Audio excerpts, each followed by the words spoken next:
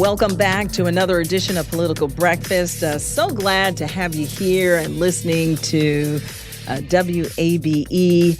Tharon Johnson, our Democratic strategist, Brian Robinson, our Republican strategist, are both here today, along with our producer, Lily Oppenheimer. So we say hello on this Monday. Hello, guys. How are you? Sweltering.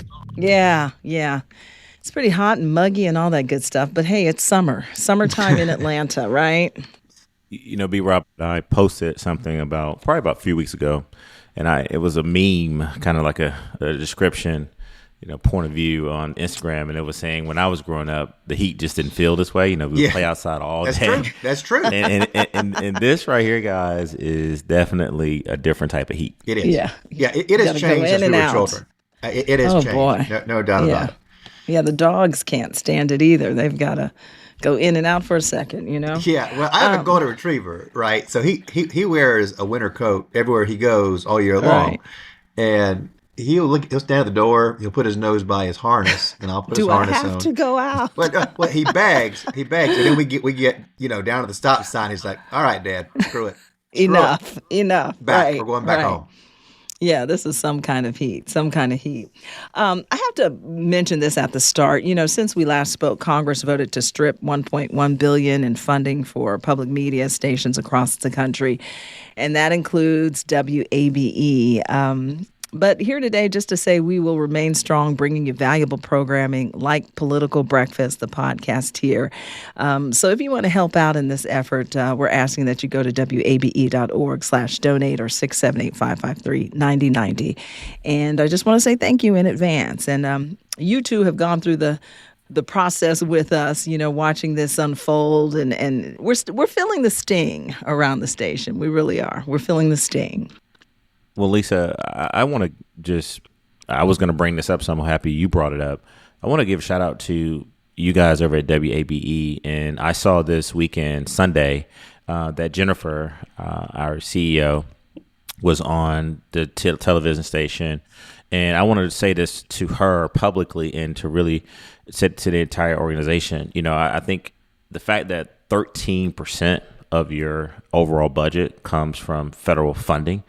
But when I heard that 87% are community giving, when you guys do these drives every single year, multiple times a year. But Jennifer did a wonderful job of, to me, staying very positive.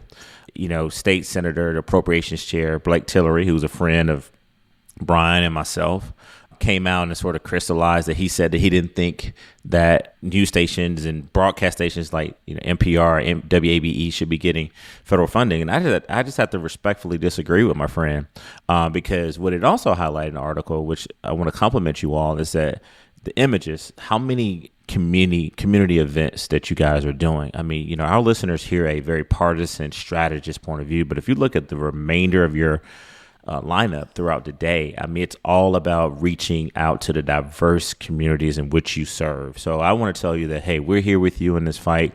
I'm going to call Burt Jones and ask him if he can loan me some money to possibly give to WABE. We don't have many rich Democratic candidates on our side. Keisha put in $200,000, so I'm gonna ask her for maybe a stack.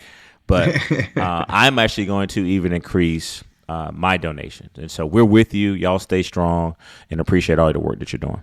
Oh, we appreciate that there very much. I will. I do have one suggestion because I've had Political Breakfast listeners, and Political Breakfast is their plug-in to WABE. We of the program, this show is what they listen to, and they've mentioned before, I would love to go online and be able to donate to the production of Political Breakfast, but they don't give me that option. I would love to see that option out there. Let people show exactly what kind of programming that they're supporting. Yeah, well, every dollar counts. It goes a long way to support programming, and we say thank you in advance. Speaking of Lieutenant Governor Burt Jones, Georgia Attorney General Chris Carr, his campaign wasted no time, right, filing an ethics complaint against his rival in the Republican primary for governor, Lieutenant Governor Burt Jones, for that $10 million loan that he lent his campaign. So what were your thoughts on that? Was that a real surprise? Did you see that possibly coming? Brian, I'll begin with you. Well, a couple of things here. And I'll just provide some analysis. I don't need to get into any taking sides in this, but what the Carr campaign is saying here is that in 2022, when Burt Jones ran for lieutenant governor, he had to do a financial disclosure. And in that disclosure, 3 years ago, he said he was worth about $12 million and $700,000 of that was liquid. So the Carr campaign is saying, and they said this in the release, you were lying then or you're lying now, because to be able to put $10 million in when your liquidity 3 years ago was $700,000, a very small percentage of your net worth, they're making the assertion or the implication here that the money's actually not from Burt. The money's from his father, who was the patriarch of the family business, the founder who grew it into what is today a fairly large gas station empire, but also fast food restaurants, grocery stores, insurance agencies. They really expanded. And so they're raising that issue. But I think the more pertinent issue that probably requires a broader conversation in the state is that the governor and lieutenant governor and then the caucuses, the Democrat and Republican caucuses in both houses of the General Assembly, are allowed to have leadership committees. And these play by their own set of rules. These were created in state law a few years ago. They're allowed to raise unlimited dollars, and they are allowed to raise money during session, which no other candidate is allowed to do. So we found out that Burt Jones had $4 million in his leadership committee. Then he put the $10 million into the leadership committee. The leadership committee under state law is only for the office for which you are in. So technically, that $4 million plus the $10 million could only go toward a race for lieutenant governor. Of course, Burt's running for governor. So the Carr campaign is raising the issue with the Ethics Commission because they kind of want to lay the groundwork for if this happens.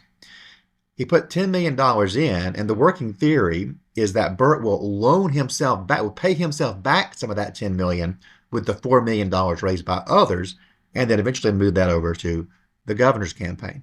So this was a kind of a preemptive strike. It's a little bit in the weeds, but I hope that I have explained it in a fair way. I don't want anybody to accuse me of taking sides in this, but that's what the accusation there is, and we're waiting to hear how Burt Jones explains it. Look, if he doesn't pay himself back out of the leadership committee funds and move it over, then the issue would become moot. So the Carr campaign is trying to stop that from happening.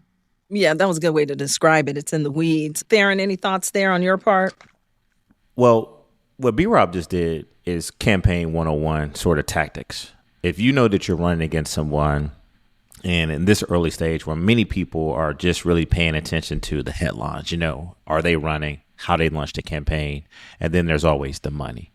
And many of us, when we saw the $10 million number, and I teased the lieutenant governor a little bit earlier about giving to WABE, but I do think that's a good idea. It's known that his family has money. Now, what we don't know, Lisa, to be fair, is maybe Burt came over with some money in the last 2 years. Maybe he got some money in a big investment. Maybe he cashed out some stuff. Or maybe did his dad or a relative or someone loan him the money. And I would think, not to defend Lieutenant Governor Burt Jones, because trust me, he's got a robust team to do that.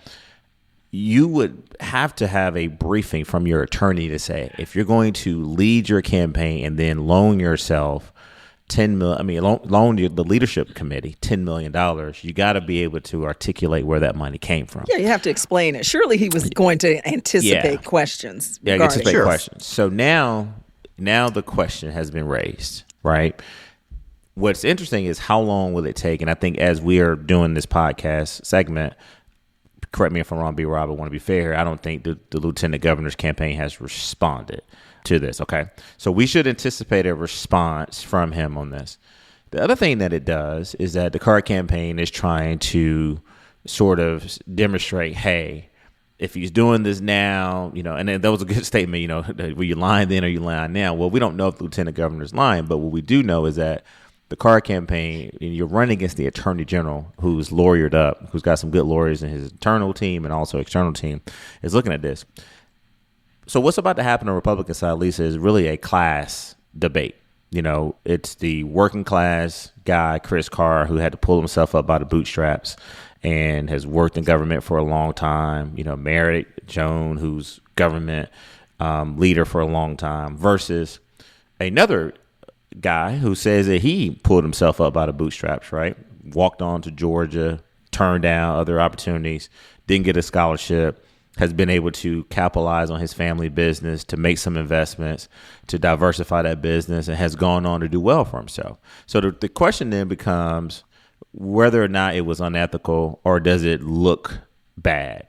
And I would tell you that in this Trump era that we're living in right now, where we know all the things that he's been accused of, I don't know how much of this will really affect the Republican electorate's thinking about Burt Jones.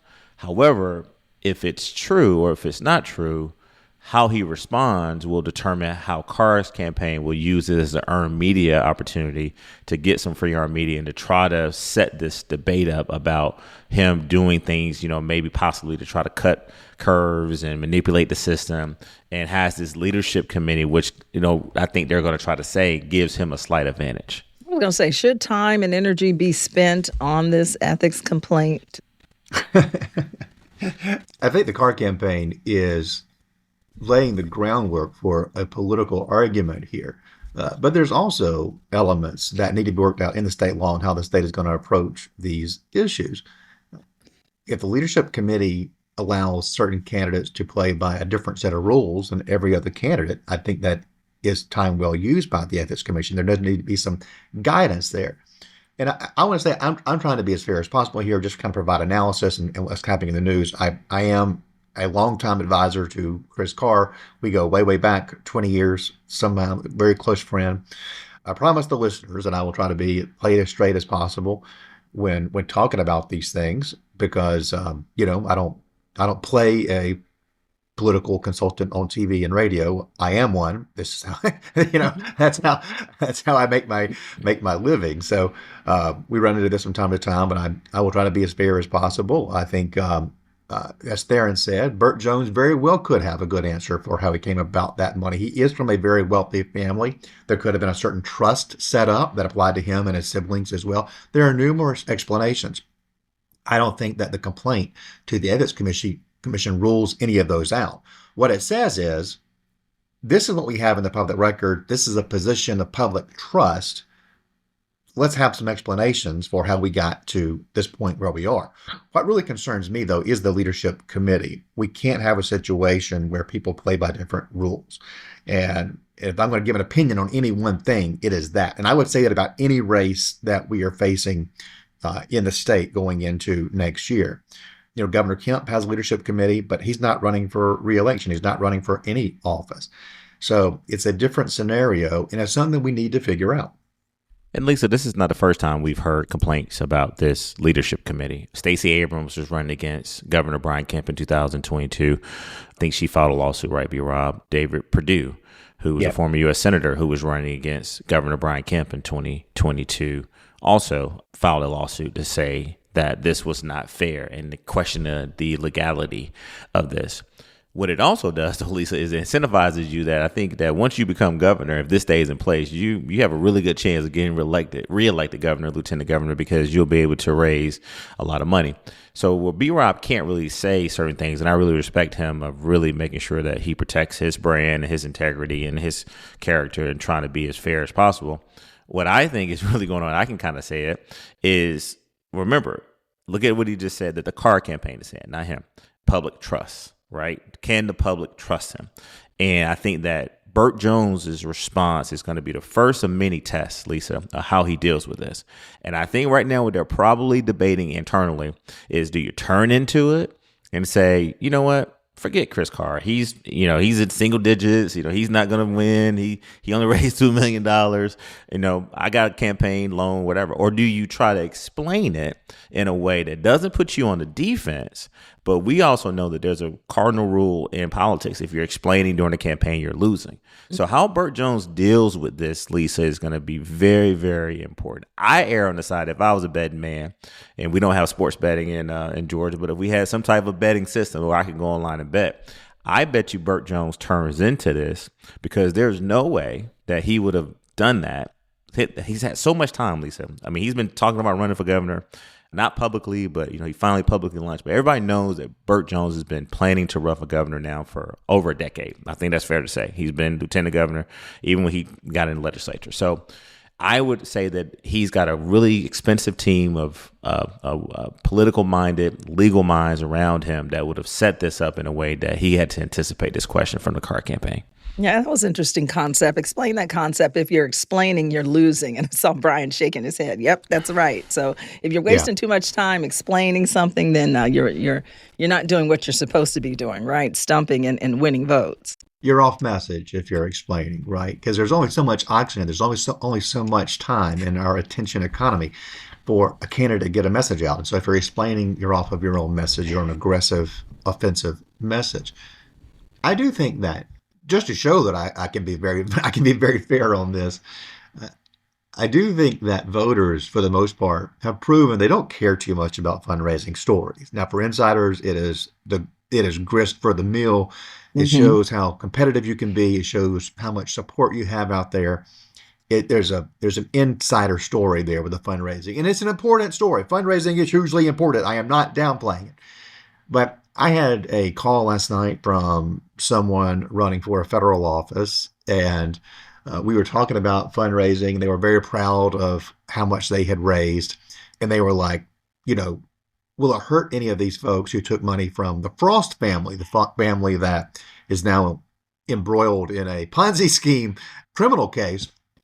And I was like, no, I don't think it's going to hurt anybody. Voters simply don't care about fundraising stories. They really don't. I said, on a practical level, the best advice is just go raise as much as you can and kind of let the cards fall where they may. That's a little cynical and that's overly broad, but I think there's a lot of truth to what I'm saying there. Yeah, but Lisa, you know where I'm about to take this, and here we go. And this is going to segue probably into what we're going to talk about later. I just think that certain people don't get away with certain things that other people do. All right, let me go specific here. I always talk about Barack Hussein Obama, which, by the way, Trump puts up this AI generated ad that he, quote unquote, needs to be locked up, right? Because he didn't disclose certain information. Certain leaders don't get away with certain things, right? And I just think that I believe that how you get your money and who is giving you your money and how you spend it is important. It's much more, I think, damaging to local officials. How many times on this podcast have we talked about someone who failed to disclose something on their disclosures? How many times have we talked about people actually going over the limit and taking donations or spending money with vendors?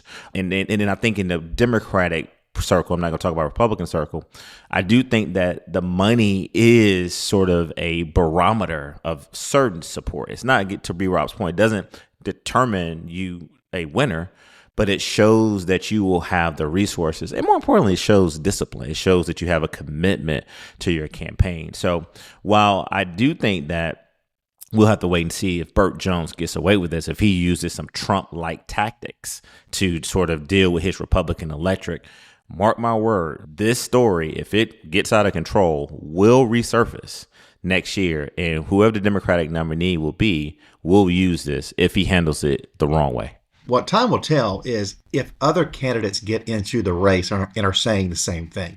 Right now, it's he said, and that only goes so far in politics. But there are other voices that lend themselves to this that begins to change the dynamic a little bit. And I would say that the governor's race is not set at this juncture. I do think it's going to expand some, as will the U.S. Senate race, which I think we're going to get to a little bit later.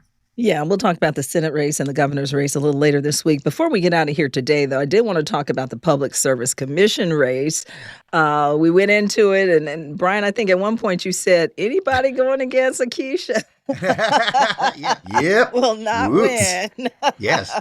Oops. Yeah. So I got that one wrong. I did say, to remind everybody, that when Tharon and I were having this conversation a couple of weeks ago in a Democratic runoff, I said, a white guy running against a woman named Keisha in a Democratic primary runoff is not going to face good odds. And, in the broad sweep of things, what I said has a lot of truth to it. My theory wasn't wrong, but where I got it wrong was this. If it had been a multi-race ballot that had higher turnout and people were focused on races at the top of the ticket and were kind of like passive or not informed about the PSC race, Keisha's certainly going to have a huge advantage.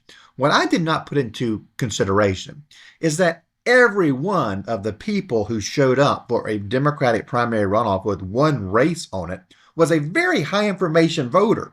These are people who perhaps did some research. They aren't necessarily just a broad swath of low information voters. And I think that was the difference. And Tharon and I both got text messages from the Hubbard campaign. Now, if they're texting me for a Democratic primary runoff when I had voted in the Republican primary already, that's bad targeting. They've wasted some money. But nevertheless, those text messages showed me that the Hubbard campaign did have some resources. They were able to do some direct-to-voter contact. And in this case, reaching those high information voters, and all they had to do was reach out to the people who had voted the first round. They knew who they were. Again, I don't know why in the world I was on their list, but they had a target list, and that was very effective, and they were able to pull out a win.